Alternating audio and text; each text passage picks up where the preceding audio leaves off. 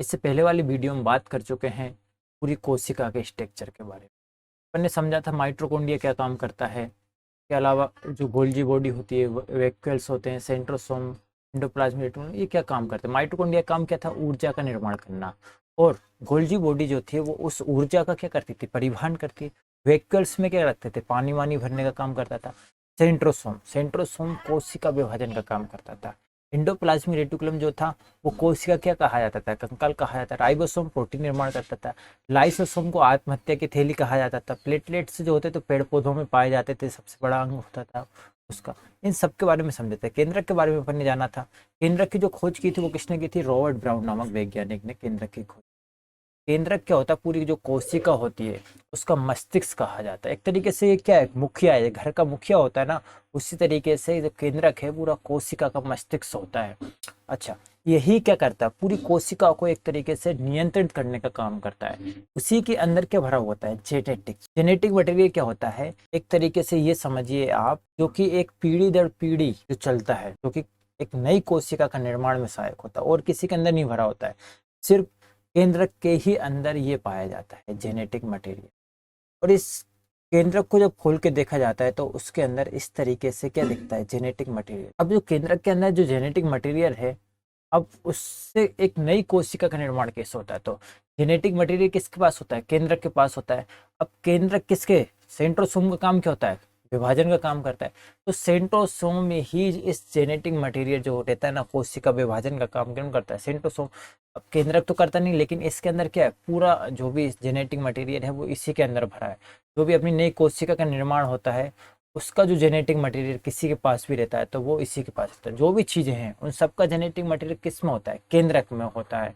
और उसी केंद्रक में जो जेनेटिक मटेरियल भरा होता है उसी से ही नई पीढ़ी का निर्माण होता है। ओके, तो इसके अंदर क्या है, जेनेटिक मटेरियल है किसके अंदर, केंद्रक के अंदर।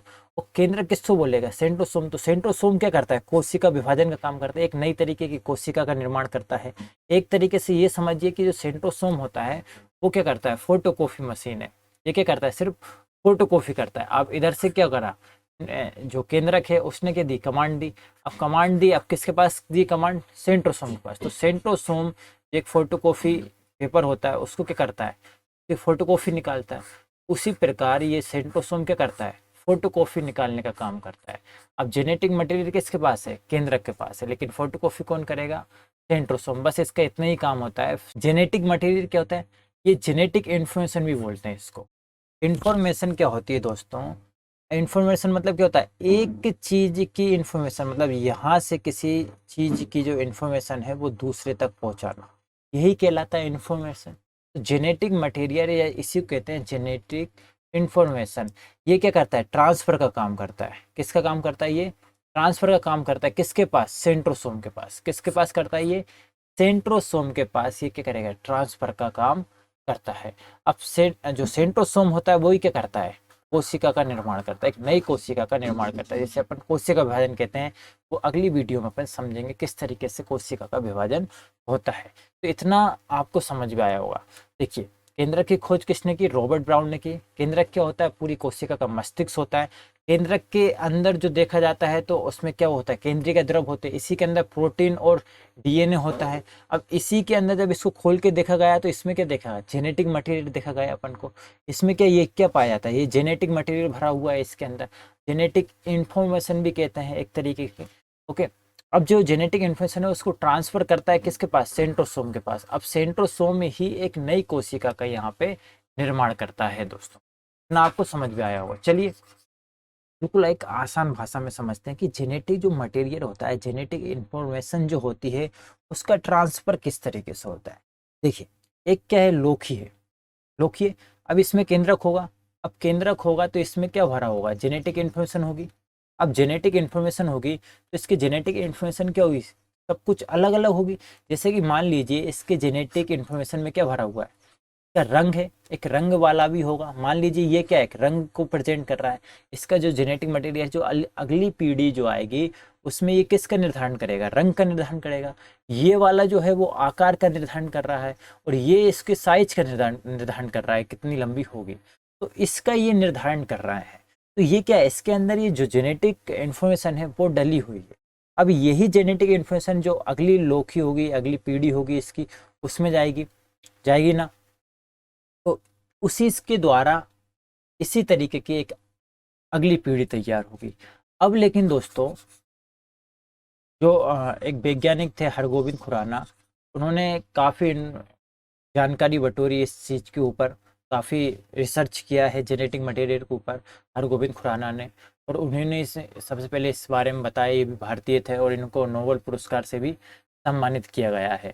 अब जो जेनेटिक इन्फॉर्मेशन में अब चेंजेस किस तरीके से लाते हैं दोस्तों, उसको समझते हैं। जैसे कि मान लीजिए ये लौकी है, अब और ये क्या है, करेला है। लौकी के गुण किस में भरना है अपन को, करेला में। क्या करना होगा, इसका जो जेनेटिक इन्फॉर्मेशन है उसमें कुछ चेंजेस कर दो, कि जेनेटिक इन्फॉर्मेशन में कुछ चेंज कर दो और करेला में भर दो, तभी हो सकता है दोस्तों। देखो किस तरीके से होता है, इसका जेनेटिक मटेरियल ये रंग, आकार, साइज का निर्धारण कर रहा है। अब मान लीजिए ये जो है वो किसका निर्धारण कर रहा है, इसकी साइज मतलब इसकी लंबाई को निर्धारण कर रहा है। अब लेकिन करेला क्या होता है, छोटा होता है। अब करेले में अगर इसकी लंबाई वाला जेनेटिक मटेरियल, जेनेटिक इन्फॉर्मेशन इसमें डाल देते हैं, इसको उठा के किस में डाल देते हैं, करेले में डाल देते हैं। तो करेले में डाल देते हैं, तो अब देखिए इसमें कौन सा गुण आ गया है, लंबाई वाला गुण, जो कि इसमें था नहीं। ठीक है, तो इसमें लंबाई वाला गुण आ गया, तो अब करेला जो होगा वो इस साइज का नहीं होगा, अब वो क्या होगा, थोड़ा बड़ा हो जाएगा। अब जो बड़ा करेला हो जाएगा, तो इसी को कहते हैं क्या, हाइब्रिड बीज। हाइब्रिड बीज जो होते हैं वो किस तरीके से तैयार किए जाते हैं, इस तरीके से। एक दूसरी सब्जी होती है, उसके कुछ जो अच्छे गुण होते हैं वो दूसरी सब्जी में डाल दिए जाते हैं। इस तरीके से क्यों सब बीज तैयार किया जाता है, हाइब्रिड बीज। ये कैसे, ये अच्छी किस्म होती है और इसके द्वारा क्या होता है, ज़्यादा उपज मिल जाती है अपन को। लेकिन अब इस केंद्रक को और ध्यान से समझना है। इस केंद्रक को जब बाहर निकाला गया, और इसको जो अब हरगोविंद खुराना जी ने जब रिसर्च की, वैज्ञानिकों ने जब रिसर्च की, तो इसके अंदर कुछ देखो, इसके अंदर क्या होता है, केंद्रीय का द्रव होता है। अब इसी में क्या पाया जाता है, प्रोटीन और डीएनए पाया जाता है दोस्तों। इसी के अंदर क्या होता है, प्रोटीन और डीएनए होता है। प्रोटीन 90% होता है, डीएनए 10% होता है। ये सब पहले की वीडियो में अपन बात कर चुके हैं। अब जब इसको जब खोला गया है, अब इसको जब खोला गया है, तो इसमें क्या देखने को मिला है, एक इस तरीके से क्या दिखा है अपन को, एक नुमा एक संरचना देखने को मिली। ओके, ये एक नुमा जो संरचना देखने को मिली है ना, वो इसके अंदर देखने को मिली है। तो इसको जब निकाला गया है, इसमें क्या न्यूक्लियस है, और इसको जब देखा गया तो इसमें एक्स नामक संरचना, इसको कहते हैं अपन क्या, क्रोमोसोम। क्या कहते हैं, क्रोमोसोम। अब क्रोमोसोम किस में देखने को मिला है, तो न्यूक्लियस में देखने को मिला है। और जब क्रोमोसोम को निकाला है अपन ने, जब इसको बाहर निकाला है, तो ये किस में, एक जोड़े के रूप में है। देखिए दोस्तों, एक ये साइड का अलग है, इस साइड का अलग है, तो ये क्या है, जोड़े के रूप में। मतलब एक में दो क्रोमोसोम है, एक में दो क्रोमोसोम है। एक में कितने क्रोमोसोम है, यहाँ पर दो क्रोमोसोम है दोस्तों। यही क्रोमोसोम है जो है वो एक्स आकार का, ये भी मानव में पाया जाता है, ये सभी पादपों में पाया जाता है। लेकिन ये क्रोमोसोम क्या होता है, अलग अलग होता है। जैसे कि मानव में कितने क्रोमोसोम होते हैं दोस्तों, 46 क्रोमोसोम होते हैं। लेकिन दोस्तों जोड़ों में जब बात की जाती है, मतलब जोड़ा मतलब एक ये वाला और एक ये वाला, तो एक पूरा क्या होगा, एक जोड़ा होगा। तो जोड़े में कितने होते हैं, 23 जोड़े होते हैं। कितने दोस्तों, 23 जोड़े होते हैं। लेकिन संख्या में बात की जाएगी तो टोटल जो क्रोमोसोमों की संख्या होती है वो कितनी होती है, 46 होती है। देखो एक ये है, एक ये है, तो कितना होगा, 2, 23 दूनी 46 होगा। तो जो मानव होता है उसमें क्रोमोसोम की संख्या जो होती है वो कितनी होती है, 46 होती है दोस्तों। यही निर्धारण करती है, क्रोमोसोम की संख्या ही निर्धारण करती है कि अगली पीढ़ी कैसी हो। जैसे कि मान लीजिए अपने नाक, कान है, ये भी सब क्या है, जोड़े के रूप में है। नाक हो गई, हाथ हो गई, ये क्या है, क्रोमोसोम जो है वो जोड़ों के रूप में है। तो यही क्रोमोसोम काफी महत्वपूर्ण होते हैं, 46 होते हैं। सबसे कम जो होते हैं वो जीवाणु में देखे, जीवाणु में क्रोमोसोम की संख्या जो होती है वो 1 होती है दोस्तों। और जो अपना सबसे ज़्यादा जो होती है वो टेरिडोफाइट्स में होती है। एक पादप है टेरिडोफाइट्स, इसमें 1400 से 1600 तक समथिंग क्रोमोसोम की संख्या होती है। चिंपांजी में दोस्तों 48 क्रोमोसोम होते हैं। आलू में भी 48 होते हैं। और जो तंबाकू की जो पत्ती होती है, तंबाकू, उसमें भी 48 होते हैं दोस्तों। मटर का काफ़ी ज़्यादा पूछा गया है। मटर के में जो क्रोमोसोम की संख्या होती है वो 14 होती है। कितनी होती है, क्रोमोसोम की संख्या 14 होती है। प्याज में 16 होती है दोस्तों। ओके, तो आपको ये याद रखना है। देखिए क्या क्या याद रखना है, जो जीवाणु है, जीवाणु में क्रोमोसोम की संख्या कितनी होती है, तो 1 होती है। जीवाणु में 1। टेरिडोफाइट्स में कितने होती है दोस्तों, 1400 के ज़्यादा होती हैं, 1600 तक तो होती है। ओके, इसमें अलग अलग किस्म पाई जाती हैं, तो उसमें 1300 1600 ये पादप है टेरिडोफाइट्स। इसके अलावा जो मानव होता है उसमें जो क्रोमोसोम की संख्या होती है वो कितनी होती है, 46 होती है। ओके, चिंपांजी, चिंपांजी में कितनी होती है, तो चिंपांजी में कितनी होती है, 48 होती है दोस्तों। आलू, आलू में कितनी होती है, इसमें भी 48 होती है दोस्तों। और जो तंबाकू की पत्ती होती है, तंबाकू जो होता है उसमें भी कितनी होती है, 48 होती है। मटर में कितनी होती है दोस्तों, तो मटर में होती है अपनी 14, प्याज में 16। मटर में कितनी होती है, 14, और प्याज में कितनी होती है, 16। तो ये पूछा जाता है कभी कभी जी, इसकी संख्याएं पूछ लेता है। तो यही क्रोमोसोम आने वाली जो पीढ़ी है उसका निर्धारण करने में सहायक होते हैं। अब जब क्रोमोसोम, अब देखिए क्रोमोसोम जो होते हैं वो कैसे होते हैं, इस तरीके से संरचनाएं होती हैं, तो धागे नुमा संरचना होती है जैसे। ओके, जब इसको निकालते हैं तो इस तरीके से ये देखने को मिलता है एक सा आकार का। अब इसके जो ऊपरी वाला जो भाग है इसको ही बोलते हैं क्या, सैटेलाइट। ऊपर क्या होता है, सैटेलाइट होता है। ओके, अंतरिक्ष में क्या होता है, ऊपर सैटेलाइट होता है, और नीचे जो नीचे वाला जो भाग होता है इसको क्या बोलते हैं, टेलोमर बोलते हैं। और इसके जो बीच वाला जो भाग होता है उसको सेंट्रोमर कहते हैं। क्या कहते हैं, centromere. Satellite, telomere, centromere. Okay, तो याद रखना, ये पूछा नहीं जाता लेकिन याद रख लेना आप इसको। अब जब दोस्तों, जब इसको, जब ये एक्स नुमा जो संरचना है क्रोमोसोम की, जब इसको और अच्छी तरीके से देखा गया है, और अच्छी तरीके से देखा गया है, तो जब इसको निकाला गया है तो इसमें एक इस तरीके से एक संरचना देखने को मिली है। ऐसी बालनुमा संरचना है जो कि कुंडली के रूप में है दोस्तों। ओके, ये संरचना देखने को मिली है, तो इसी को कहते हैं क्या दोस्तों, डीएनए। क्या कहते हैं, ये डीएनए। ये गुच्छे की तरह देखी गई है ना, जब इसको खींचा गया है तो इसमें क्या देखने को मिला, डीएनए देखने को मिला है। और इसी को और जब खींचा है, इसी को जब और खींचा है तो इसमें खींचने पर क्या मिला है अपन को, जीन मिला है। इसमें देखने को क्या मिला है, इसमें जीन मिला है दोस्तों। तो सबसे पहले क्या करा, न्यूक्लियस को खोला, न्यूक्लियस को खोला तो उसमें से क्या निकाला, क्रोमोसोम निकाला। अब जब क्रोमोसोम को निकाला है, तो क्रोमोसोम को जब निकाला है तो उसमें और खींच के देखा तो उसमें क्या देखने को मिला है, गुच्छनुमा संरचना देखने को मिली, जैसे डीएनए कहा जाता है। अब इसको और खींचा गया है तो इसमें देखा गया है जीन। क्या देखा गया, जीन। अब दोस्तों, जो अनुवांशिकी जो इकाई कहा जाता है वो किसको कहा जाता है, जीन को कहा जाता है। किसको कहा जाता है, जीन को कहा जाता है। यही अगली पीढ़ी में जाता है। ओके, जो मानव होता है, मानव की जो अगली पीढ़ी होती है, तो उस पीढ़ी का कैसे निर्धारण होता है वो जीन ही करता है। तो सबसे पहले जो क्रोमोसोम की जो खोज की थी वो वोल्डियर नामक वैज्ञानिक ने की थी। ओके, किसने की थी, वोल्डियर नामक वैज्ञानिक ने। लेकिन डीएनए, डीएनए को सबसे पहले जो देखा था ना वो कार्ल्सबर्ग नामक वैज्ञानिक ने देखा था। किसने देखा था, कार्ल्सबर्ग नामक वैज्ञानिक ने सबसे पहले किसको देखा था, डीएनए को पहली बार देखा था। पहली बार क्या करा है, इसका डीएनए का अवलोकन किया था एक तरीके से। लेकिन दोस्तों, इसको जो समझाया, इसका जब मॉडल दिया गया है वो दो वैज्ञानिक दिया था, वॉटसन और क्रिक नामक वैज्ञानिक। याद रखना, वॉटसन और क्रिक ने क्या दिया, डीएनए का मॉडल दिया था। दोस्तों, जीन की खोज की थी वो जोहान्सबर्ग नामक वैज्ञानिक ने की थी। इसने की थी जोहान्सबर्ग। तो ये जीन ही रहता है जो जैसे जीन जो होते हैं ना वो माता पिताओं में गुण पाए जाते हैं, और यही निर्धारण करता है, जो अनुवांशिकी का आधार बनता है वो यही बनता है, और यही निर्धारण करता है कि अगली पीढ़ी में किस तरीके से। तो ये होते हैं दोस्तों जी। अब जब जीन को जब वैज्ञानिकों ने देखा तो उसमें देखने को मिले अपन को क्या, न्यूक्लियोटाइड। क्या देखने को मिला है, न्यूक्लियोटाइड उसमें अपन को देखने को मिला है। अब जब ये न्यूक्लियोटाइड है, ये क्या है, एक तरीके से बेस है न्यूक्लियोटाइड के। इसके बारे में अपन आगे देखेंगे न्यूक्लियोटाइड के बारे में।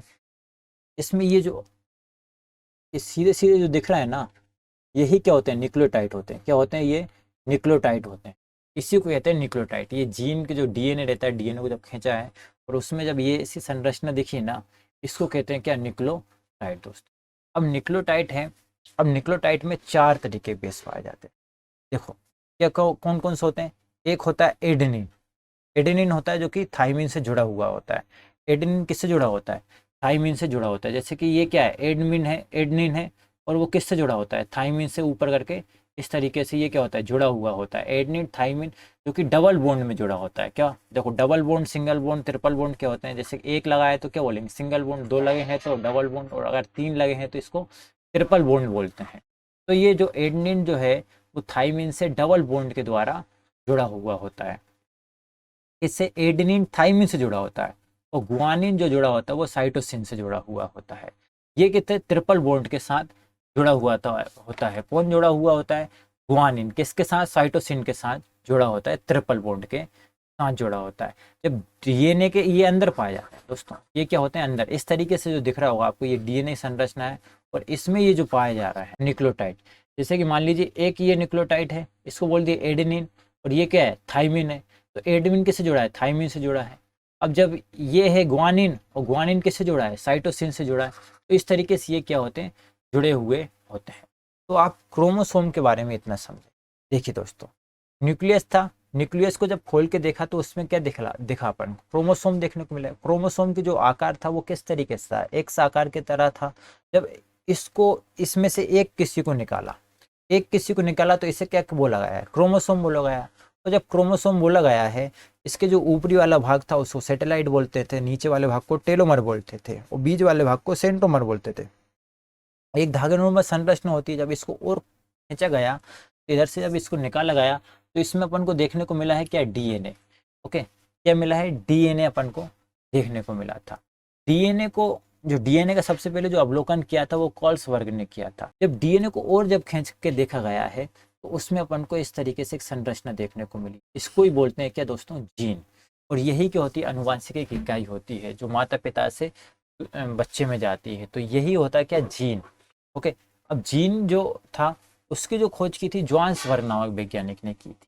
ओके, अब जीन को जब और माइक्रोस्कोप के द्वारा देखा गया तब उसमें देखा गया कि इसमें क्या है, इस तरीके से एक डंडी टाइप की है। अब ये डंडी को क्या बोला गया है, इसी को बोला है क्या, न्यूक्लियोटाइड। अब न्यूक्लियोटाइड बोला गया है तो ये जो डंडी थी ना वो न्यूक्लियोटाइड बोला गया, लेकिन इसमें भी चेंजेस था। अब देखे, जैसे कि मान लीजिए एक ये था अलग कलर का था, एक ये अलग कलर का था, ये एक अलग कलर का था, एक ये अलग कलर का था।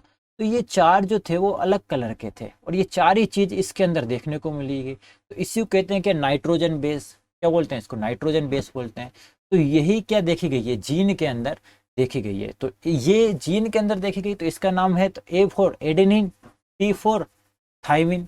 तो एडेनिन जो था वो किससे जुड़ा हुआ था, थाइमिन से जुड़ा हुआ होता है। एडेनिन किससे जुड़ा हुआ होता है, तो मान लीजिए दोस्तों ये क्या है, पूरा अपने यहाँ से यहाँ तक क्या पूरा एडेनिन है, और एडेनिन जो जुड़ा है वो किससे जुड़ा है, थाइमिन से जुड़ा है। इसके बाद गुआनिन साइटोसिन से जुड़ा होता है। गुआनिन जो होता है वो किससे जुड़ा होता है, साइटोसिन से जुड़ा होता है। नीचे वाला साइटोसिन है, ऊपर वाला गुआनिन है। तो ये इस तरीके से क्या होते हैं, जुड़े हुए होते हैं। अब एडेनिन जो थाइमिन से जुड़ता है उसको कहते हैं डबल बॉन्ड। ये किसके द्वारा जुड़ा होता है, डबल बॉन्ड। और गुआनिन जो साइटोसिन से जुड़ा होता है वो किससे जुड़ा हुआ होता है, ट्रिपल बॉन्ड से जुड़ा हुआ होता है। अब थोड़ा सा और अच्छे से समझते हैं, ये पूरी संरचना देखते हैं पंडित। देखिए दोस्तों, ये क्या है, पूरा एक संरचना है किसकी, पूरी डीएनए की है। पूरा डीएनए का स्ट्रक्चर है, इसको क्या कहेंगे अपन, जीन कहेंगे। ये क्या होगा, पूरा जीन होगा। जीन से पहले क्या आता है, डीएनए आता है, और डीएनए से पहले कौन आता है, क्रोमोसोम आता है। और क्रोमोसोम किस में से निकले थे, अपने न्यूक्लियस में से निकले थे। तो इस तरीके से ये क्या होता है, पूरा एक तरीके से जीन है, एक तरीके से डीएनए बोल सकते हो आप। ओके, अब इसके अंदर जो ये भरा हुआ है इसको क्या बोलते हैं अपन, न्यूक्लियोटाइड बोलते हैं। ये जो भरा है तो क्या बोलते हैं, न्यूक्लियोटाइड। एक जो डीएनए का जो एक पूरा एक डीएनए का जो एक फेरा होता है दोस्तों, उसमें जो न्यूक्लियोटाइड की जो संख्या होती है वो कितनी होती है दोस्तों, 10 संख्या। कितने होते हैं इसमें, 10 न्यूक्लियोटाइड, इसमें 10 ये न्यूक्लियोटाइड भरे हुए होते हैं। कितने, 10 न्यूक्लियोटाइड भरे हुए थे। एक फेरे में कितने भरे हुए होते हैं, 10 न्यूक्लियोटाइड भरे हुए होते हैं। और जब इस एक फेरे की जब इसमें लंबाई नापी जाती है तो ये लंबाई काफ़ी कम होती है। लंबाई को एंगस्ट्रॉन में नापते हैं, तो ये 34 एंगस्ट्रॉन की इसकी क्या होती है, लंबाई होती है। तो ये एक जो अपने 10 न्यूक्लियोटाइड होते हैं, 10 न्यूक्लियोटाइड एक डीएनए का पूरा फेरा होता है। और एक डीएनए एक फेरा की लंबाई जो होती है, दूरी होती है, वो 34 एंगस्ट्रॉन होती है। मतलब यहाँ से यहाँ तक की दूरी कितनी, 34 एंगस्ट्रॉन होगी। अगर मैं दोस्तों ये पूछूं कि इन न्यूक्लियोटाइडों के बीच की दूरी बताइए, तो आप क्या करोगे, ये तो पूरी दूरी है। अब जब एक न्यूक्लियोटाइड की दूरी बताना है तो आप क्या करोगे, 34 में किसका भाग दे दोगे, 10 का भाग दे दोगे। न्यूक्लियोटाइड के बीच की दूरी कितनी आएगी, 3.4 एंगस्ट्रॉन आ जाएगी। ओके, कितनी आएगी, 3.4 एंगस्ट्रॉन आ जाएगी। तो ये क्या होता है, एक डीएनए का स्ट्रक्चर है दोस्तों। अब डीएनए से डीएनए है, ये डीएनए, लेकिन जो अपना जो प्रोटीन होते हैं, प्रोटीन में क्या होता है, आरएनए सहायक होता है। तो इस डीएनए के जब एक, ये देखो ये क्या होता है, पूरा डबल हेलिक्स होता है। डीएनए क्या होता है, डबल हेलिक्स होता है। लेकिन डबल हेलिक्स में से जब अपन एक को निकाल देंगे तो ये बन जाता है क्या, आरएनए। क्या बन जाता है, आरएनए। और जो आरएनए होता है वो क्या होता है, सिंगल हेलिक्स होता है। क्या होता है, सिंगल हेलिक्स होता है। अब इसमें इसकी संख्या भी क्या हो जाती है, कम हो जाती है। ये पूरा निकल गया एक तरीके से, ये जो जुड़ा हुआ था इससे ये पूरा क्या हो गया, निकल गया। तो ये क्या हो गया, अपना आरएनए बन गया है। दोस्तों आरएनए जो डीएनए होता है वो उसका बनना क्या होता है, काफी कठिन होता है डीएनए का बनना, लेकिन आरएनए का बनना इतना कठिन नहीं होता है। ओके। और ये जो डीएनए होता है वो कैसा होता है, डबल स्टैंडर्ड होता है। मतलब इसे क्या होता है, दो द्वि कुंडली होता है, द्वि कुंडली होता है। लेकिन जबकि आरएनए क्या होता है, सिंगल कुंडली होता है। और जो आरएनए होता है वो छोटे जीवों में काफी देखा जाता है। छोटे जीव कैसे, जैसे दोस्तों की जीवाणु, बैक्टीरिया, वायरस, जैसे कि अभी कोरोना वायरस है वो भी कैसा है, एक आरएनए वायरस है। जितने ज्यादातर वायरस होते हैं वो कैसे होते हैं, आरएनए वायरस होते हैं। तो ये छोटे जीवों में देखा जाता है आरएनए। एक नई पीढ़ी बढ़ाने में क्या होता है, सहायक होता है आरएनए। जिस तरीके से डीएनए होता है, ओके, तो इस तरीके से ये भी होता है आरएनए। अब ये आरएनए जो होता है वो छोटे जीवों में पाया जाता है। और ये जो बनता है वो काफी तेजी से बनता है आरएनए। आरएनए की स्पीड जो है बनने की वो काफी तेज है। और ये रूप काफी जल्दी जल्दी बदलता है। आरएनए जो होता है वो रूप काफी जल्दी जल्दी बदलता है। ये सब पाए कहाँ जाते हैं, ये सब केंद्रक में पाए जाते हैं दोस्तों। जो अपना जो केंद्रक होता है उसी में पाया जाता है। जबकि डबल जो अपना डीएनए होता है ये कैसा होता है, डबल स्टैंडर्ड होता है। मतलब ये द्वि कुंडली होता है। और ये ज्यादातर किस में पाया जाता है, ये बड़े जीवों में पाया जाता है। जबकि आरएनए जो होता है वो काफी तेजी से बनता है, लेकिन डीएनए क्या होता है, काफी धीमा बनता है। जैसे कि मनुष्य में जो डीएनए होता है, जीन का निर्माण होता है, उससे बच्चे में जाता है तो वो काफी उसका जो बनने की जो क्रिया होती है वो काफी धीरे होती है। क्योंकि धीरे क्यों होती है, ये डबल हेलिक्स होता है। डबल हेलिक्स बनने में काफी टाइम लगता है। अब ये सिंगल हेलिक्स होता है, ये काफी तेजी से बनता है। ओके। तो ये डीएनए ही क्या करता है, जेनेटिक इन्फॉर्मेशन का ट्रांसफर करता है दोस्तों। तो आप क्या क्या समझो, डीएनए जो होता है वो क्या होता है, डीएनए डबल हेलिक्स होता है, जबकि आरएनए क्या होता है, सिंगल हेलिक्स होता है। डीएनए बड़े जीवों में पाया जाता है और आरएनए जो होता है वो छोटे जीवों में पाया जाता है। छोटे जीव कैसे, दोस्तों की जीवाणु, अपना वायरस, इन में पाया जाता है। कोरोना वायरस भी कैसा है, कि आरएनए वायरस है। अब जो डीएनए होता है वो कैसा बनता है, धीमा बनता है। ओके। और ये तेज बनता है, आरएनए जो होता है वो काफी तेज बनता है। ये किसका काम करता है, ये जेनेटिक इन्फॉर्मेशन का काम करता है। ओके। ये भी क्या करता है, जेनेटिक इन्फॉर्मेशन का काम भी करता है। ये क्या होता है, उससे रूप काफी जल्दी बदलता है। मतलब म्यूटेशन काफी तेज होता है। जैसे कोरोना वायरस में क्या होता है, म्यूटेशन होता है। डीएनए में म्यूटेशन नहीं होता है, लेकिन जो अपना आरएनए तो होता है उसमें काफी तेजी से म्यूटेशन होता है। मतलब ये क्या करता है, एक तरीके से रूप बदलने का काम करता है। रूप बदलने का संबंध आप ऐसे समझ सकते हो कि दोस्तों कि अभी ये ऐसा था, अब लेकिन कुछ समय बाद ये ऐसा हो गया, कुछ समय बाद ऐसा हो गया, कुछ समय बाद ऐसा हो गया। तो ये क्या कर रहा है, म्यूटेशन हो रहा है। इसी को कहते हैं क्या, म्यूटेशन। तो ये क्या कर रहा है, अपना रूप चेंज कर रहा है। ओके। क्या कर रहा है, अपना रूप चेंज करता है। तो आरएनए जो जितने वायरस होते हैं उसमें म्यूटेशन काफी तेज होता है। मतलब रूप बदलने की क्रिया जो होती है वो काफी तेज होती है। तो अभी ये डीएनए और आरएनए थोड़ा बहुत आप समझे होंगे कि डीएनए क्या होता है, आरएनए क्या होता है। अब थोड़ा और अपन समझने की कोशिश करते हैं। देखिए, एक बार और रिवीजन कर लीजिए आप। डीएनए की जो एक फेरा होता है, जो एक टर्म होती है, उसके बीच की जो दूरी होती है वो कितनी होती है, 34 एंगस्ट्रॉम होती है। जो न्यूक्लियोटाइड जो होते हैं उनके जो बीच की दूरी जो होती है वो कितनी होती है, 3.4 एंगस्ट्रॉम होती है। ओके। जो डीएनए होता है वो कैसा होता है, डबल हेलिक्स होता है। क्या होता है, डबल हेलिक्स होता है। ये बड़े जीवों में पाया जाता है। ओके। और ये क्या होता है, डीएनए धीमा बनता है। और ये किसका काम करता है, जेनेटिक इन्फॉर्मेशन का काम करता है। इसमें क्या होता है, जेनेटिक इन्फॉर्मेशन ट्रांसफर का काम भी यही करता है। ओके। और ये जो आरएनए होता है वो कैसा होता है, सिंगल स्टैंडर्ड होता है। ये छोटे जीवों में पाया जाएगा। ये तेज बनता है, रूप ये जल्दी बदलता है। आपने देखा हो जब पुलिस इन्वेस्टिगेशन करती है तो उसमें क्या होता है कि फिंगरप्रिंट आ जाती हैं। ओके। तो उसमें क्या है, डीएनए है। और कभी किसी का क्या होगा, जैसे खून गिर गया तो उसकी जांच करके उसका डीएनए चेक कर लिया जाएगा, क्योंकि बॉडी में डीएनए जो होगा वो मैच कर जाएगा, क्योंकि सब दूर एक जैसे ही है। तो डीएनए क्या हो जाएगा, मैच कर जाता है। तो पुलिस इस तरीके से क्या होती है, उस अपराधी को पकड़ती है डीएनए चेक के द्वारा। उसके बाल माल सब में क्या होता है, डीएनए होता है। उसका डीएनए क्या कर जाता है, मैच कर जाता है। इसी तरीके से क्या होता है, पकड़ा जाता है। तो ये भी आप जानते होंगे आराम से। चलिए अपन और समझते हैं अब केंद्रक के बारे में। तो केंद्रक होता है, उसमें क्या भरा होता है, इसमें एक केंद्रीय का द्रव भरा हुआ होता है। वो केंद्रीय का द्रव भी भरा रहता है। उस केंद्रीय द्रव जो क्या करता है, वो उसको सूखने से बचाने का काम करता है। क्या करता है, बचाने का काम करता है। ओके। यही करता है ना। अब इसी केंद्रक में क्या होता है, डीएनए अपन को देखने को मिलता है। क्या मिलता है, डीएनए इन सब अपन को देखने को मिलता है। दोस्तों डीएनए और आरएनए दोस्तों, ये सब केंद्रक में देखने को मिलेंगे। डीएनए जो होता है वो क्या होता है, इसका जो फुल फॉर्म होता है वो क्या होता है, डीऑक्सी न्यूक्लिक एसिड होता है। डीएनए का फुल फॉर्म क्या होता है, डीऑक्सी न्यूक्लिक एसिड होता है। और जबकि आरएनए का जो फुल फॉर्म होता है राइबोस न्यूक्लिक एसिड होता है। अब न्यूक्लिक एसिड एनए क्या होता है, न्यूक्लिक एसिड होता है दोस्तों, क्या होता है, न्यूक्लिक एसिड होता है। अब ये दोनों में आता है, लेकिन ये क्या होता है, डीऑक्सी न्यूक्लिक एसिड होता है, और ये क्या होता है, राइबोस न्यूक्लिक एसिड होता है। ये क्या पाया जाता है, ये डी जो होता है वो ये जो न्यूक्लिक एसिड होता है उसके अंदर पाया जाता है। ये किसके अंदर पाया जाता है, उसी के अंदर पाया जाता है। न्यूक्लिक एसिड के क्या पाया जाता है, अंदर ये पाया जाता है, डीएनए और आरएनए। अब डीएनए का जो फुल फॉर्म होता है डीऑक्सी राइबो न्यूक्लिक एसिड होता है, आरएनए का फुल फॉर्म होता है राइबोस न्यूक्लिक एसिड होता है। अब अपन बात करते हैं डीएनए की, फिर इसके बाद अपन आरएनए को समझेंगे। पहले अपन डीएनए को समझते हैं। तो डीएनए होता है वो डीऑक्सी राइबो न्यूक्लिक एसिड होता है। इसमें क्या होता है, न्यूक्लिक एसिड भरा होता है, मतलब एक तरीके से क्या होता है, जो केंद्रक होता है उसमें अम्ल भरा हुआ होता है।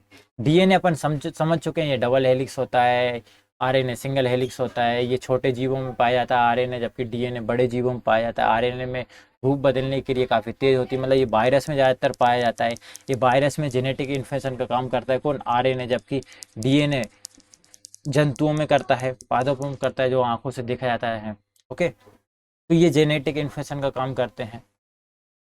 अब समझते हैं डीएनए। डीएनए का जो संरचना देखी जाती है वो कैसी होती है, पॉलीन्यूक्लियोटाइड होती है। कैसी होती है, पॉलीन्यूक्लियोटाइड। पॉली मतलब होता है एक से अधिक, मतलब कम से कम 2 होना चाहिए। ओके, ज़्यादा कितनी हो सकते हैं, 2 या 2 से ज़्यादा होना चाहिए। तो ये होते हैं पॉलीन्यूक्लियोटाइड होते हैं। क्या होते हैं, पॉलीन्यूक्लियोटाइड। ये कितने प्रकार के होते हैं, 2 प्रकार के होते हैं। एक होता है अपना न्यूक्लियोसाइड, एक होता है न्यूक्लियोसाइड, और एक होता है फास्फेट। फास्फेट को ही कहते हैं अपन क्या, फास्फोरस। तो इसमें क्या पाया जाता है, फास्फोरस तत्व भी पाया जाता है। डीएनए में क्या पाया जाता है, फास्फोरस तत्व पाया जाता है। न्यूक्लियोसाइड में अपन ने क्या ये देखे थे, अभी एक नाइट्रोजन बेस देखा था अपन ने, क्या देखा था, नाइट्रोजन बेस देखा था। ओके, लेकिन इसमें जो न्यूक्लियोसाइड होते हैं वो 2 तरीके के होते हैं।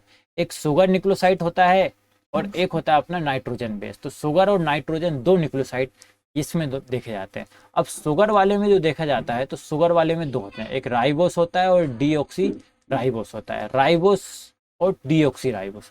डीऑक्सी राइबोस किस में होगा, डीएनए में होता है। डीऑक्सी राइबोस किस में होता है, डीएनए में होता है। जबकि राइबोस शुगर जो होता है वो किस में पाया जाता है, आरएनए में पाया जाएगा। अगर आरएनए चाहिए तो क्या होगा, उसमें राइबोस शुगर होगा, और डीऑक्सी राइबोस चाहिए तो अपन को उसमें क्या होगा, डीएनए होगा। ओके, डीएनए में क्या होगा, डीऑक्सी राइबोस शुगर होगा। अब दोस्तों देखो, पॉलीन्यूक्लियोसाइड कितने प्रकार के होते हैं, 2 प्रकार के होते हैं, न्यूक्लियोसाइड और फास्फेट। ओके, अब न्यूक्लियोसाइड जो होते हैं वो कितने प्रकार के होते हैं, 2 प्रकार के होते हैं। एक शुगर होता है, एक नाइट्रोजन बेस होता है। शुगर भी होते हैं, वो कितने प्रकार के होते हैं, 2 प्रकार के होते हैं, एक राइबोस होता है, एक डीऑक्सी राइबोस होता है। अब जो नाइट्रोजन बेस होते हैं, अब देखिए दोस्तों, नाइट्रोजन बेस अभी अपन पढ़ चुके हैं थोड़ा सा नाइट्रोजन बेस के बारे में। ओके, नाइट्रोजन बेस होते हैं वो 2 तरीके के होते हैं। एक कौन सा होता है, प्यूरिन होता है, और एक दूसरा कौन सा होता है, पायरिडमीन होता है। अब जो प्यूरिन होता है वो 2 तरीके को होते हैं दोस्तों। अब जो 2 तरीके को होते हैं इनके बारे में हम बात कर चुके हैं, एडेनिन और ग्वानिन। एडेनिन और ग्वानिन, एजी, एडेनिन और ग्वानिन कैसे होता है, प्यूरिन होता है। ये क्या होता है, नाइट्रोजन बेस होते हैं। जबकि जो ये भी जो होते हैं वो 2 तरीके के होते हैं। पायरिडमीन जो होता है वो 2 तरीके के होते हैं। एक होता है अपना कौन सा, साइटोसिन, और एक होता है कौन सा, थाइमिन। कौन सा होता है, थाइमिन होता है। ओके, तो ये 2 तरीके से होते हैं, एडेनिन ग्वानिन और साइटोसिन थाइमिन। ये 2 तरीके के होते हैं। इन सब के बारे में हम बात कर चुके हैं, आप इस स्ट्रक्चर को समझे। ओके, तो देखिए यही होता है ना डीएनए। अब इसी में जो जुड़े होते हैं वो क्या होते हैं, न्यूक्लियोटाइड जुड़े होते हैं। न्यूक्लियोटाइड जुड़े होते हैं तो ए जो एडेनिन होता है वो किससे जुड़ा होता है, थाइमिन से जुड़ा होता है। और जो ग्वानिन होता है वो किससे जुड़ा होता है, साइटोसिन से जुड़ा हुआ होता है। Adenine adenine guanine. ओके, तो ये क्या होते हैं, दोनों एडेनिन ग्वानिन होते हैं। तो इस तरफ क्या होता है, थाइमिन और साइटोसिन होता है। ग्वानिन और साइटोसिन किससे जुड़ा होता है, ट्रिपल बॉन्ड से जुड़ा होता है। तो इस तरीके से ये जुड़े हुए होते हैं। आई होप कि आपको ये पूरा समझ में आ रहा हो कि ये किस तरीके से चल रहा है। सिंपल है, कुछ नहीं है इसमें। आप केंद्रक के बारे में समझो। केंद्रक क्या होता है, केंद्रक में केंद्रीय द्रव्य भरा होता है, उसी में क्या होता है, न्यूक्लियोसाइड होते हैं। न्यूक्लियोसाइड कितने तरीके के होते हैं, 2 तरीके के होते हैं। एक होता है अपना क्या, डीएनए और आरएनए होता है। डीएनए बोले तो डीऑक्सीराइबोन्यूक्लिक एसिड, एक बोले तो राइबोस न्यूक्लिक एसिड। और जो डीऑक्सीराइबोस न्यूक्लिक होते हैं वो कैसे होते हैं, पॉलीन्यूक्लियोसाइड होते हैं, तरीके होते हैं। एक न्यूक्लियोसाइड होता है, एक फास्फेट होता है। फास्फेट बोले तो इसमें फास्फोरस तत्व पाया जाता है। ओके, न्यूक्लियोसाइड में क्या होता है, ये दो तरीके होते हैं, एक होता है शुगर, एक होता है नाइट्रोजन बेस। शुगर में दो तरीके होते हैं, एक होता है राइबोस, राइबोस किस में पाया जाएगा, आरएनए में पाया जाएगा। डीऑक्सीराइबोस मतलब ये किस में पाया जाएगा, डीएनए में पाया जाएगा। जबकि नाइट्रोजन बेस में क्या होता है, प्यूरिन और पाइरिमिडिन होता है। इसमें क्या होता है, एडेनिन ग्वानिन पाया जाता है, इसमें साइटोसिन थाइमिन पाया जाता है। जो होता है दोस्तों, जब आरएनए, जब देखो आरएनए क्या होता है, सिंगल हेलिक्स होता है। क्या होता है, सिंगल हेलिक्स होता है। और राइबोस न्यूक्लिक एसिड, जो राइबोस होता है वो क्या, तो आरएनए बनाने में सहायक होता है। डीएनए में क्या होता है, एडेनिन ग्वानिन साइटोसिन थाइमिन ये पाए जाते हैं। अब डीएनए से अपन को आरएनए बनाना है या आरएनए से डीएनए बनाना है, तो किस तरीके से बनाते हैं। तो देखो दोस्तों, डीएनए बनाने के लिए अपन को दो चीज चाहिए। क्या चाहिए अपन को, एक चाहिए अपन को डीऑक्सीराइबोस, क्या चाहिए, डीऑक्सीराइबोस। और दूसरा चाहिए अपन को नाइट्रोजन बेस। क्या चाहिए, नाइट्रोजन बेस। और नाइट्रोजन बेस में भी कौन चाहिए, तो अपन को चाहिए क्या, थाइमिन। क्या चाहिए, थाइमिन। अगर थाइमिन की हटा के, थाइमिन को हटा के यूरोसिल जोड़ दिया जाता है। क्या जोड़ दिया जाता है, यूरोसिल जब जोड़ दिया जाता है तो वो क्या बन जाता है, आरएनए बन जाता है। क्या बन जाता है, आरएनए। तो जब यूरोसिल को हटा के क्या जोड़ देते हैं, थाइमिन जोड़ देते हैं, तो क्या बन जाता है, वो डीएनए बन जाता है। तो ये अपन आगे समझेंगे अभी इसको। ओके, चलिए आगे बढ़ते हैं। अब समझते हैं दोस्तों आरएनए। आरएनए क्या होता है, एक तरीके से आरएनए है। आरएनए क्या होता है, सिंगल हेलिक्स होता है।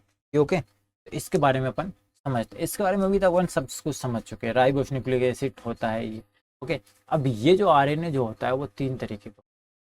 देखिए दोस्तों, एक होता है एम आरएनए। क्या होता है, एम आरएनए होता है। एक टी आरएनए होता है, एक होता है अपना आर आरएनए। क्या होता है, R RNA. M RNA, T RNA और आर आरएनए, ये तीन तरीके के होते हैं। आरएनए के टाइप कितने हैं, M RNA, T RNA, R RNA. M RNA बोले तो मैसेंजर आरएनए, क्या बोलते हैं इसको, मैसेंजर।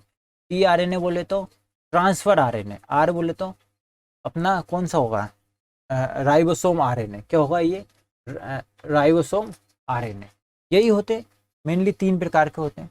ओके, जो राइबोसोम आरएनए होता है, आर आरएनए, जो पता होगा अपन को, राइबोसोम क्या करता है, प्रोटीन निर्माण करता है। कौन करता है, प्रोटीन बनाने का काम कौन करता है, आर आरएनए करता है। राइबोसोम आरएनए करता है क्या, प्रोटीन बनाते हैं। लेकिन दोस्तों ये प्रोटीन बनाता है तो 20 एमिनो एसिड से मिलकर क्या बनता है, एक प्रोटीन का निर्माण होता है। देखिए 10 क्या होते हैं अपने शरीर में पहले से होते हैं, मतलब ये क्या हो अपन को अनावश्यक है। ओके, जबकि ये 10 जो होते हैं उनकी जरूरत होती है अपन को, उनको अपन भोजन के द्वारा लिए जाते हैं।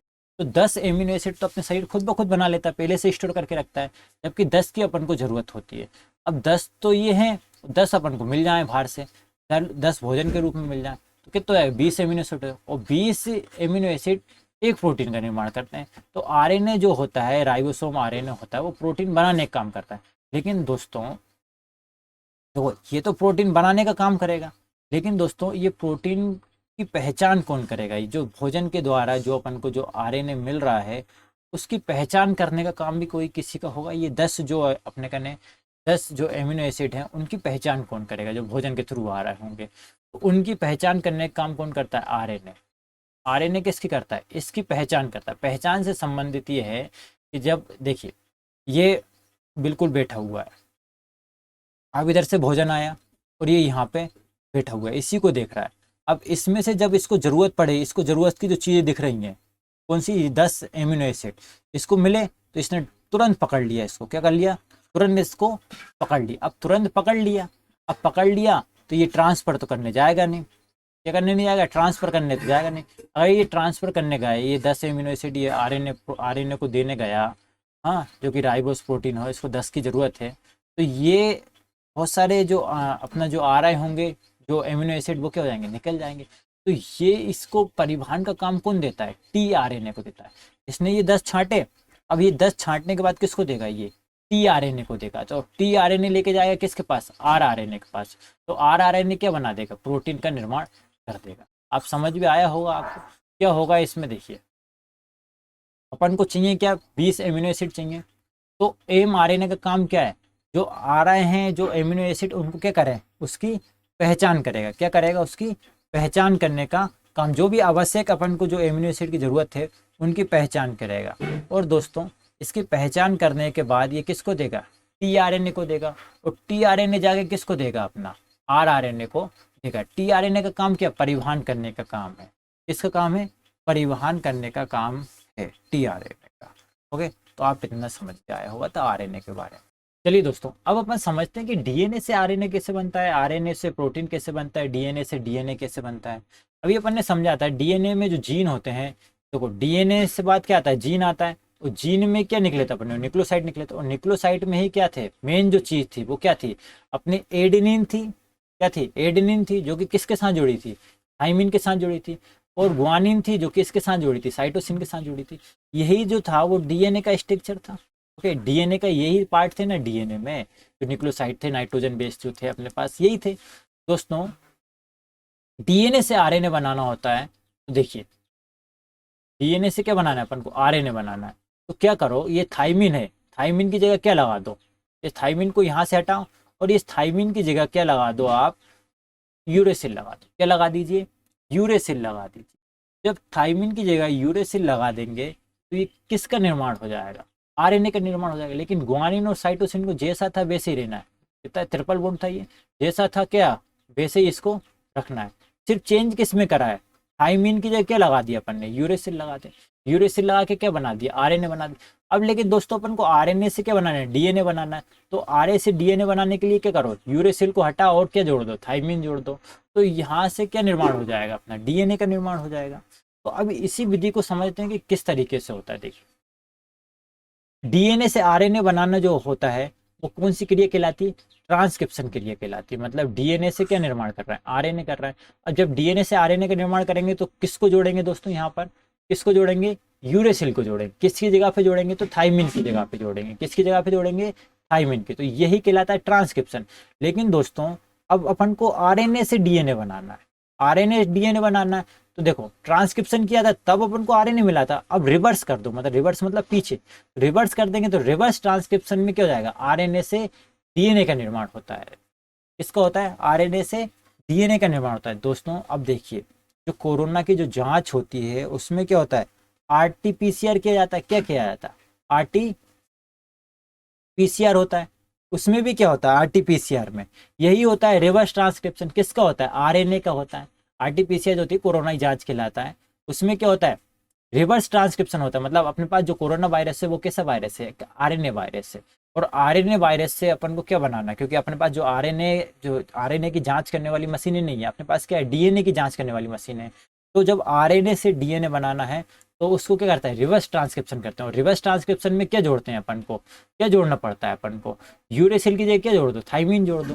तो जब एक सिंगल हेलिक्स होता है, क्या होता है, ये सिंगल हेलिक्स होता है क्या, आरएनए। अब जब इसकी जगह पे अपन क्या जोड़ दो, इसको जोड़ दो, अब ये क्या बन गया अपना, डीएनए बन गया। अब डीएनए के अपन आराम से क्या कर लेंगे, जांच कर लेंगे दोस्तों, और पता कर लेंगे ये कोरोना पॉजिटिव है कि नेगेटिव है। दोस्तों देखिए डीएनए से क्या बन गया, आरएनए, आरएनए से डीएनए बन गया। लेकिन दोस्तों अपन को आरएनए से क्या बनाना है, प्रोटीन बनाना है। आरएनए से क्या बनाना है, प्रोटीन बनाना है। तो आरएनए ही तो करता है ना प्रोटीन, आरआरएनए जो होता है वो क्या कहलाता है, ट्रांसलेशन कहलाता है। क्या करता है, ट्रांसलेशन। अब प्रोटीन से डबल से अपन आरएनए नहीं बना सकते, तो आरएनए से प्रोटीन को बनाना क्या कहलाएगा, ट्रांसलेशन क्या कहलाता है, ट्रांसलेशन कहलाता है। लेकिन दोस्तों अब डीएनए से ही डीएनए को बनाना है, डीएनए से ही क्या बनाना है, डीएनए को बनाना है। मतलब उसी से उसी को बनाना है। तो क्या होता है, रेप्लिकेशन कहलाता है। क्या कहलाता है, रेप्लिकेशन कहलाता है। जब उसी से उसी को बनाना होता है तो क्या कहलाता है, रेप्लिकेशन कहलाता है। डीएनए से आरएनए बनाते हैं, आरएनए से प्रोटीन बनाते हैं, डीएनए से डीएनए कैसे बनाना है, तो यही क्रिया कहलाती है। चलिए एक बार रिवीजन कर लेते हैं। देखिए सबसे पहले अपन ने क्या देखा था, केंद्रक। केंद्रक के अंदर क्या बोला होता है, केंद्र के द्रव भरा हुआ होता है। इसकी खोज जो किसने की थी, रॉबर्ट ब्राउन ने की थी। ये क्या होता है, कोशिका का मस्तिष्क कहा जाता है। ये क्या करता है, पूरे कोशिका को क्या करता है, नियंत्रण करने का काम करता है। अच्छा, इसी केंद्रक के अंदर क्या होता है, जेनेटिक मटेरियल भरा होता है, जो जेनेटिक इन्फॉर्मेशन रखता है। उसी के थ्रू क्या करता है, एक इन्फॉर्मेशन को दूसरे में ट्रांसफर करने का काम करता है। मतलब एक कोशिका से दूसरी कोशिका बनती है तो यही जेनेटिक इन्फॉर्मेशन होता है वही ट्रांसफर होता है। मतलब एक तरीके से क्या होता है, फोटोकॉपी वाली चीज़ है। वो फोटोकॉपी कौन करता है, तो कौन करता है, सेंट्रोसोम करता है। क्योंकि ये क्या करता है, कोशिका का विभाजन करता है। तो ट्रांसफर किसके पास होगा, सेंट्रोसोम के पास होगा। सेंट्रोसोम क्या कर देगा, अपना एक अगल नए कोशिका का निर्माण करता है। अब दोस्तों देखो जो जेनेटिक मटेरियल होता है उसका किस तरीके से चेंजेस होता है अपन ने देखा था।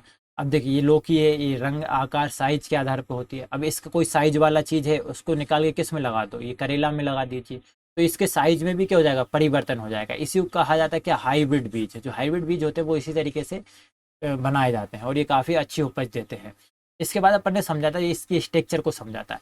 जो अपना न्यूक्लियस होता है उसकी, जो इसको जब खोल के देखा गया है, इसको जब खोल के देखा गया तो इसके अंदर अपन को क्या देखने को मिले थे, क्रोमोसोम देखने को मिले थे। अब जब एक क्रोमोसोम को यहाँ से निकाला, एक क्रोमोसोम को निकाला, तो उसकी आकृति जो देखने को मिली वो अपन को एक्स आकार की आकृति देखने को मिली। ओके, ये अलग पार्ट है इस तरीके का, इस तरीके का अलग पार्ट है, मतलब ये एक है और ये एक है, जब दोनों मिले हैं तो क्या होगा है, क्रोमोसोम हुआ है। क्या होगा है, क्रोमोसोम। मतलब ये कैसे होते हैं, जोड़ा के रूप में होते हैं। क्रोमोसोम कैसे होते हैं, जोड़ा के रूप में होते हैं। और इसके ऊपर वाली भाग को क्या कहते हैं, सैटेलाइट कहते हैं। निचली भाग को क्या कहते हैं, टेलोमर कहते हैं। तो बीच वाला भाग होता है इसको सेंट्रोमर कहते हैं। और ये जो दिख रहा है ना दोस्तों, इसको कहते हैं अपन अर्म। अर्म में ही क्या होता है, डीएनए होता है दोस्तों। तो ये पूरा क्रोमोसोम का स्ट्रक्चर होता है दोस्तों। तो जीवाणु में होते हैं वो एक क्रोमोसोम होता है। ओके, ये एक होता है, जबकि जो सबसे ज्यादा क्रोमोसोम होता है वो किसमें होता है, टेरिडोफाइट्स में होता है। ये क्या है, पादप है। टेरिडोफाइट्स में 1300 से 1600 की समथिंग इसमें क्या होते हैं, गुणसूत्र होते हैं, क्रोमोसोम होते हैं। मानव में कितने होते हैं, 46 होते हैं। मानव में 46 होते हैं, संख्या है ये। लेकिन जोड़े में पूछा जाएगा तो जोड़े में कितने होते हैं, 23 जोड़े होते हैं। कितने जोड़े होते हैं, 23 जोड़े होते हैं।